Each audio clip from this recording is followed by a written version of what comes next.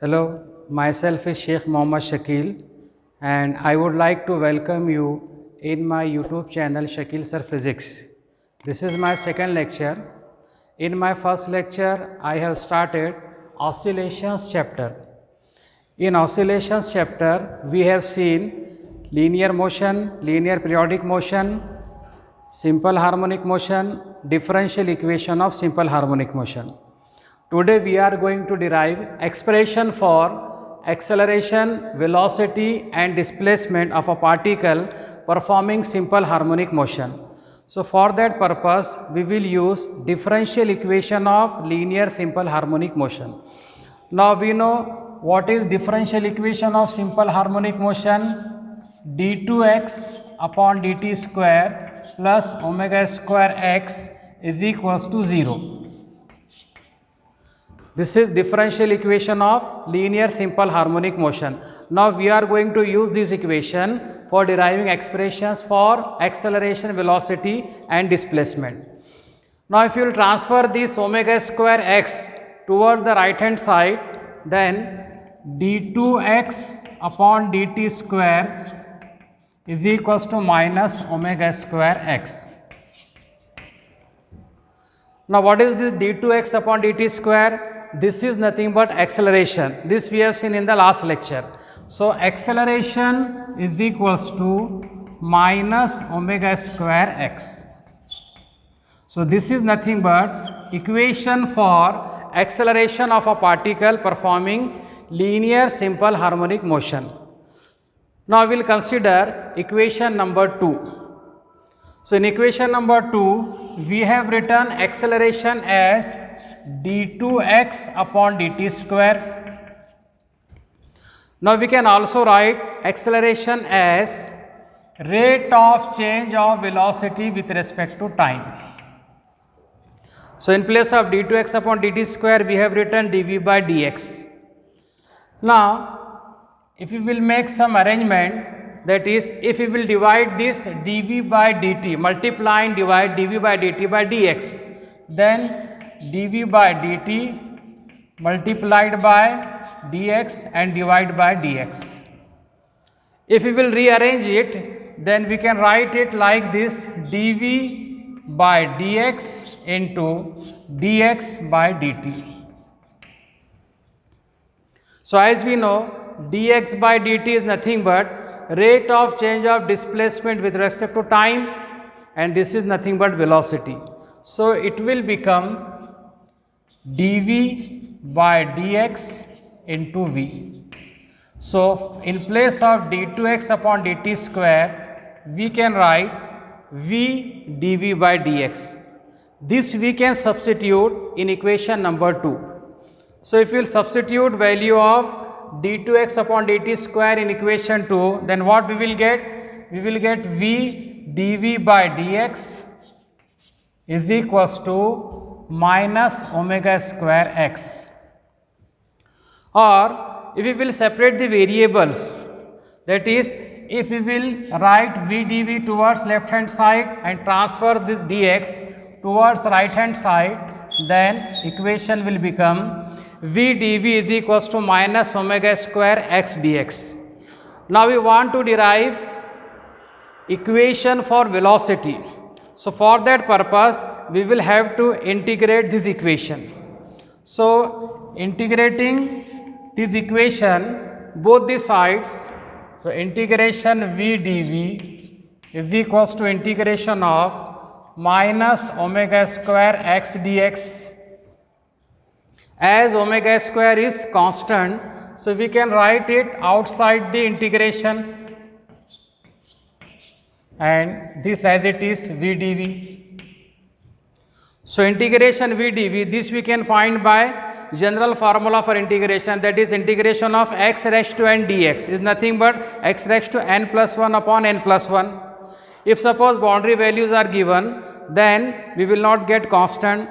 Here boundary values are not given, so this is indefinite integral. So here we will get one constant of integration after integration. So integration of v dv is nothing but v square by 2 is equals to minus omega square by integration of x dx. So we will get x square by 2 plus 1 constant of integration. So we will give it equation number 4, where c is nothing but it is constant of integration.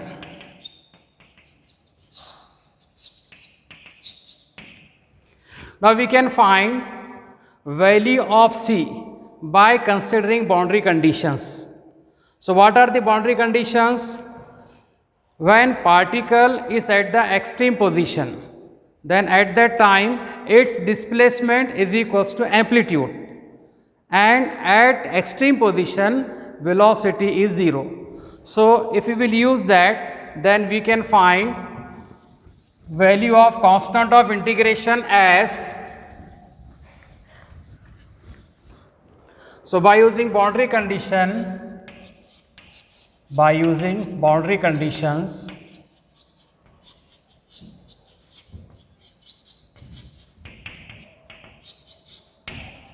when x is equals to plus minus a, then v is equals to 0. So if we will substitute this value in equation number 4, then we will get v 0, therefore complete term will become 0, is equals to minus omega square, in place of x a square by 2 plus c. So c will be equal to, c is equals to plus omega square a square by 2. So when we will substitute value of c in equation 4, then we will get v square upon 2 is equals to minus omega square x square by 2 plus value of c as omega square a square by 2. Now 2 is common, so here we can cancel it. So v square is equals to minus omega square x square plus omega square a square, or if we will take omega square common, then omega square minus x square plus a square, or we can write it like this, v square is equals to omega square a square minus x square, or taking a square root, v will be equal to plus minus omega square root of a square minus x square, equation number 5. So this is an expression for velocity of a particle performing simple harmonic motion. Here plus and minus sign indicate the direction of motion of the particle. Velocity will be positive or negative depending upon the direction in which particle is moving. Now we will consider that particle is moving along the positive x direction. So its velocity will be v is equals to omega square root of a square minus x square. Now in place of v we can write dx by dt is equals to omega a square minus x square. Again separating the variables, we will get dx upon square root of a square minus x square is equals to omega dt. Again we will integrate this equation. So integrating above equation,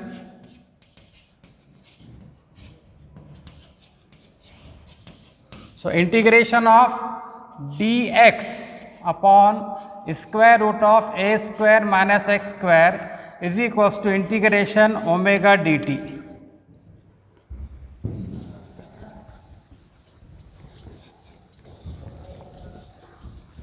So integration of dx upon square root a square minus x square. So directly we will get here sine inverse of x upon a is equals to omega t plus phi, where phi is nothing but again constant of integration, or x upon a is equals to sine of omega t plus phi, or x is equals to a sine omega t plus phi.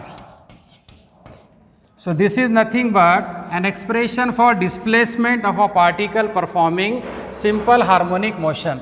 So in this way we have derived three expressions, one for acceleration, another for velocity, and third one is for displacement of a particle performing simple harmonic motion.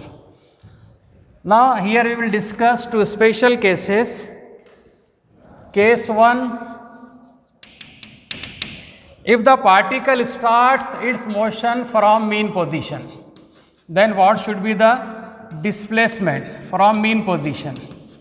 So as we know, at mean position x is equals to 0, therefore t will be 0 as the motion is starting.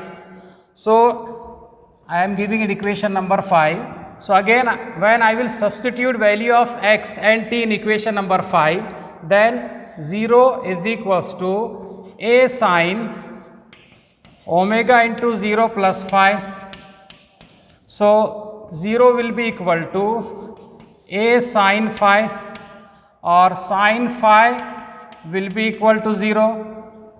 So for which angle of sine value 0? We know sine 0 is 0.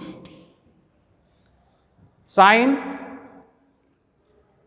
0 is 0, that means phi is 0. So if I will substitute this value in equation 5, then we will get x is equals to a sine omega t. So when particle starts from mean position, its displacement is given by x is equals to a sine omega t. And the last one, second case, if the particle starts from extreme position, then what should be the displacement? So second case second, when particle starts from extreme position,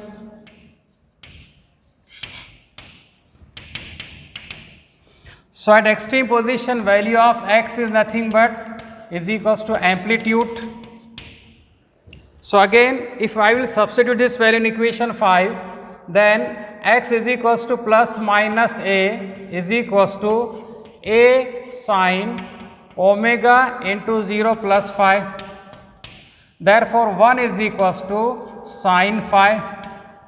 For which angle of sine values phi? Generally for pi by 2 we get value of sine as 1. So sine pi by 2 or 3 pi by 2 like this. So if we will substitute this value in equation 5, then equation for displacement will become x is equals to a sine omega t plus pi by 2. Now we know one trigonometric relation as sine theta plus pi by 2 is nothing but cos theta. So this will become a cos omega t. So this is an expression for displacement of a particle when the particle starts from extreme position. So we will stop it for today, and in the next lecture we will see again extreme and minimum and maximum values of displacement, velocity and acceleration. So thank you very much.